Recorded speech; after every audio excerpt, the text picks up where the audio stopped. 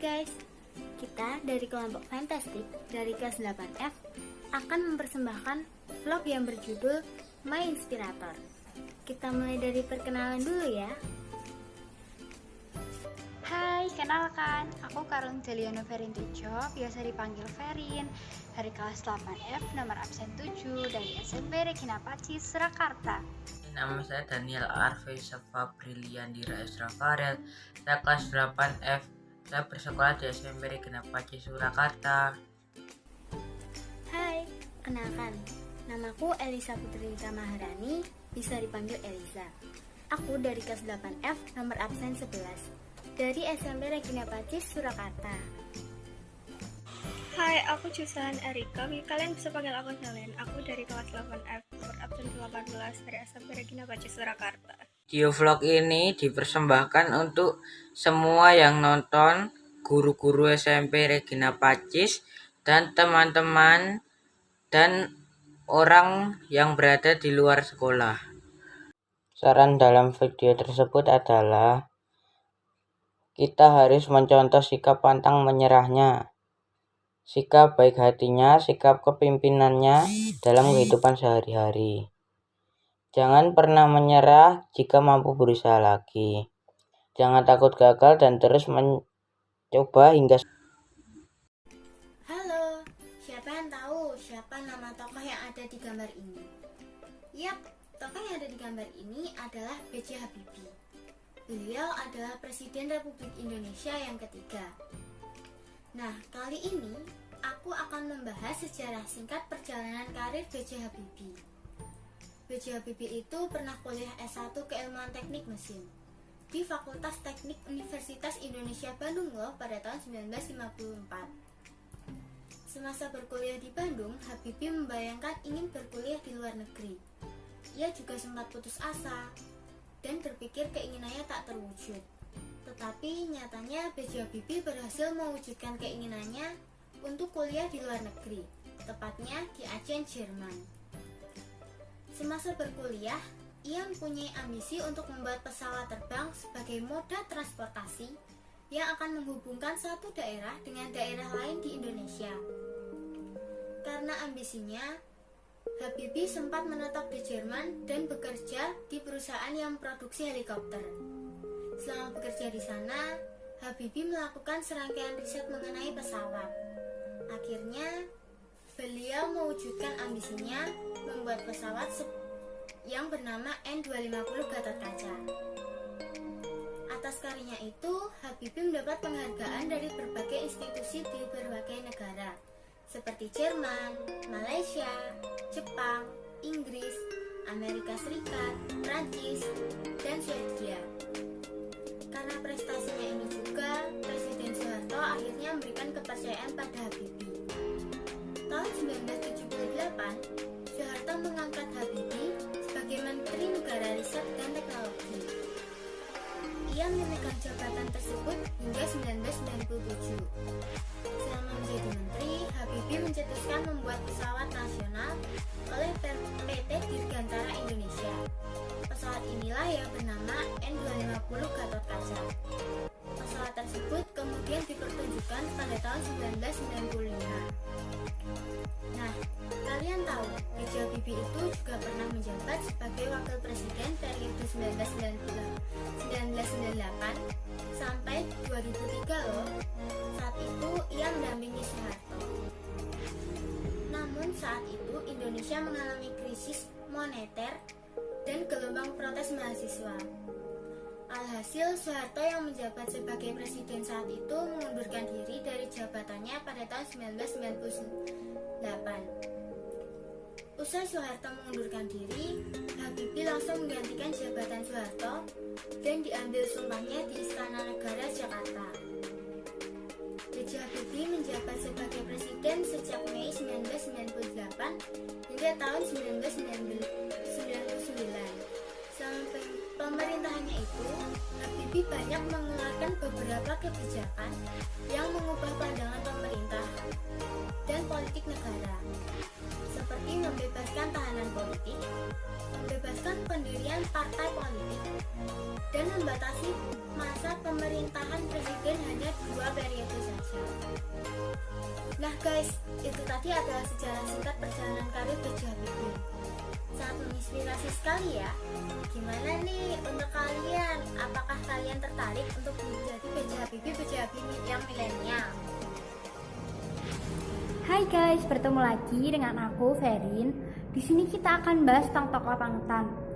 Aku memilih Romo Mangun sebagai tokoh panutan dalam bidang agama. Beliau merupakan orang yang baik hati, suka menolong, pantang menyerah, dan masih banyak lagi sikap dan sifat Romo Mangun yang patut dicontoh. Nama lengkapnya yaitu Yusuf Biliatra Mangunwijaya, sering disebut Romo Mangun. Beliau lahir di Ambarawa 6 Mei 1929 dari pasangan guru SD Julianus Sumadi Mangunwijaya dan Serafin Kamdaniah. Biliatra merupakan nama kecilnya, Yusuf merupakan nama baptisnya, dan Mangunwijaya merupakan nama dewasanya yang diambil dari nama kakeknya, seorang petani tembakau. Romo Mangun tamat SD pada tahun 1943. Lalu ia sekolah teknik setingkat SMP pada tahun 1947. Dia juga SLA di Malang pada tahun 1951. Tamat SLA, ia menempuh pendidikan seminar sebagai calon imam Keuskupan Agung Semarang. Ia pada waktu itu sekolah seminar berada di Jalan Kota Yogyakarta. Ia menempuh pada tahun 1952. Lalu Romo Mangun pindah di Mertoyo dan Magelang pada tahun 1953. Romo Mangun ditafsirkan pada 8 September 1959 oleh Monsignor Albertus Jabarta SC. Setelah tahniah, Romo Mangun sekolah di Institut Teknologi Bandung, jurusan arsitek. Romo Mangun juga sempat menjadi dosen yang luar biasa di UGM Jakarta. Ia menjadi dosen dari tahun 1967 sampai 1980. Pada tahun 1980 itu juga, Romo Mangun berhenti menjadi dosen di UGM. Karena dia arsitek yang independen, dia tetap berkarya. Sampai pada akhirnya, tahun 1986 sampai 1988, Romo Mangun berkarya di Pantai Jaya, Gunung Kidul. Ia membantu penduduk setempat dalam program lingkungan hidup dan pengadaan air bersih. Setelah itu, ia kembali ke Jakarta, mendirikan laboratorium dinamika edukasi. Ia merupakan program lembaga nirlaba yang memusatkan pada bidang pendidikan dasar bagi anak-anak miskin dan anak-anak. Romo Mangun juga aktif dan peduli pada warga korban pembangunan Labuan Bajo di Jakarta pada tahun 1994 dan pada tahun 1994 atas izin dukungan Bapak Wardiman Diponegoro mendukung waktu, Romo Mangun merintis edukasi pendidikan yang sekarang bisa disebut SD Canisius Eksperimental Mangunan yang berada di kawasan sebelah timur kota Yogyakarta. SD tersebut sudah dibangun dari tahun 27 Agustus 1993. Atas inisiatif Romo Mangun yang membangun tersebut untuk membantu anak-anak miskin dalam bidang pendidikan dasar. Romo Mangun berpulang pada Rabu siang 10 Februari 1999 di Hotel Le Méridien, Jakarta. Dan kabarnya juga Romo Mangun sempat menulis surat terakhir atau kata atau pesan terakhir. Dan berikut merupakan foto surat terakhir yang saya temukan.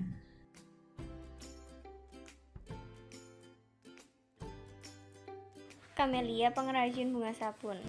Ketertarikan Camelia pada kerajinan sabun dimulai pada tahun 2013. Saat itu, saudara yang di Kendari memperlihatkan dia sebuah pekerjaannya kepada Camelia. Kemudian, Camelia meminta tolong saudaranya untuk mengajarinya. Dia membutuhkan berbulan-bulan untuk menghasilkan karya yang bagus. Camelia yang profesi sebagai ibu rumah tangga juga mencari sela-sela untuk mengerjakan kerajinannya tersebut. Camelia memberanikan dirinya untuk memperjualbelikan kerajinannya tersebut. Apalagi kerajinan tersebut di Indonesia belum tentu banyak waktu itu, khususnya di Sulawesi dan Makassar. Produk pertama Camelia yaitu 8 buah pot bunga. Hiasan ini dibuat menjelang hari Lebaran. Hasilnya beberapa hari berjualan di Pantai Losari, hasilnya adalah laku keras. Setelah Idul Fitri tahun 2013, Camelia mulai memasarkan produknya dari mulut ke mulut. Dibantu ketiga anaknya, Adele menjadi mulai dikenal oleh masyarakat di sekitarnya. Selain turut membantu mamanya untuk mengerjakan pekerjaan bunga sabun, Adele juga mempromosikan di media sosial. Cara pemasaran tersebut sering mendatangkan pemesanan hiasan bunga. Selain itu, Camelia dan Adele kerap mengikuti dan juga dipanggil sebagai pemeran produk usaha kecil dan menengah. Mereka berdua juga sering mengikuti beberapa latihan, mulai dari pemasaran, cara mencari modal, dan pemasaran lainnya. Sejauh ini Camelia memang mengatakan bahwa dia belum mampu untuk meraup untung besar. Rata-rata usahanya baru bisa menghasilkan 500.000 per bulan. Ya, walaupun demikian dia tidak pernah menyerah. Camelia yakin dengan ketekunannya dan berbagai usaha yang dia lakukan akan membuat kerajaan ini semakin banyak dikenal.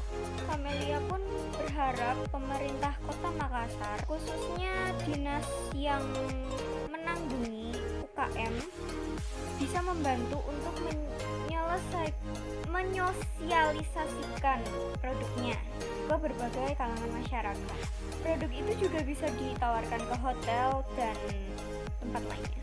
Dia memastikan saat hotel atau perusahaan mengetahui produknya, dia akan mendapat semakin banyak pesanan dan keuntungan itu juga datang padanya.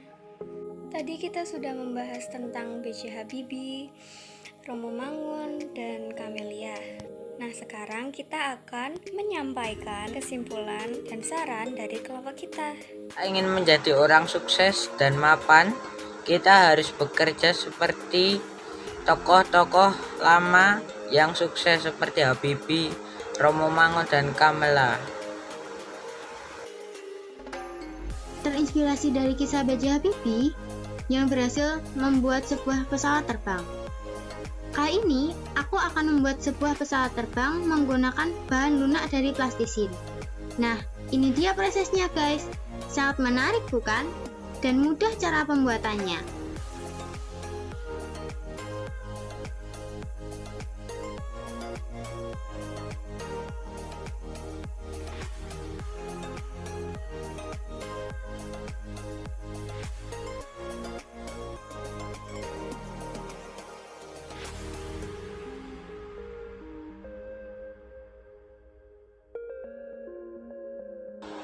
Buat kalian yang sudah menonton video vlog dari kita, semoga kalian suka ya. Jangan lupa like and subscribe.